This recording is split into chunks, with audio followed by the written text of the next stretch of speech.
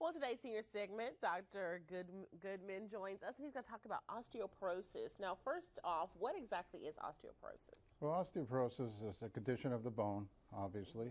Osteo means bone, porosis means weakening of the bone. Okay. It's a condition that causes weakening of the bone where it makes it prone to fracture. Okay. And it's usually related to a decrease in the mineral content, what they call BMD, or bone mineral content, as well as the structural integrity.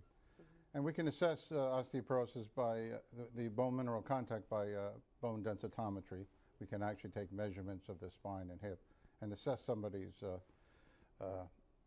severity and risk for fracture through doing this test. Is there an age group when you should be tested for this regardless of whether or not you're having any symptoms? Yeah, well, the most common causes of osteoporosis would be postmenopausal osteoporosis, which women get usually after the age of 50 when they lose their menses.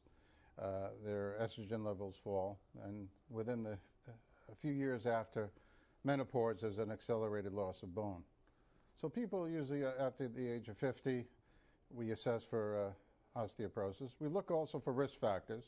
Risk factors include if they have an early menopause or if they have a surgical menopause at an early age, if they have a family history of osteoporosis, if they have somebody in the family who had an osteoporotic fracture, that makes them at increased risk for developing it. If they have been on certain medications like steroids, that can make them more susceptible to developing osteoporosis. Now, are there certain symptoms maybe I would be feeling or anything like that, or maybe just falling down? Or? Well, unfortunately, they say osteoporosis is a silent disease. You don't know you have it until, unfortunately, if you fall and fracture.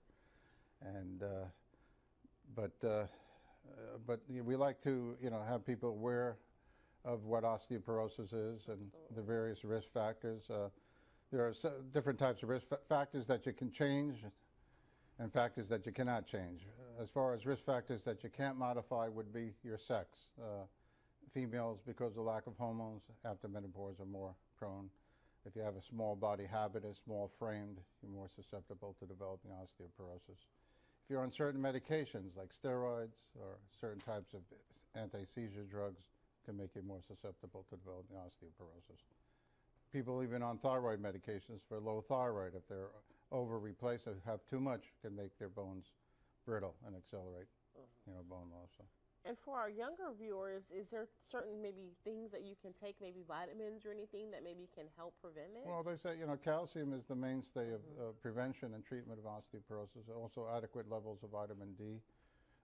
Usually children up until the age, into your late 20s, you're constantly building bone. So a good bone health, a good diet in the earlier formative years is very important to get what they say, a peak bone mass.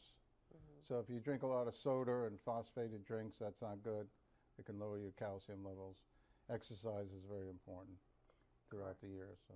Well, awesome. Thank you so much for joining us. Always great information that you give to us. All right, I appreciate it. Thank you. We appreciate it. We'll look forward to visiting with you again.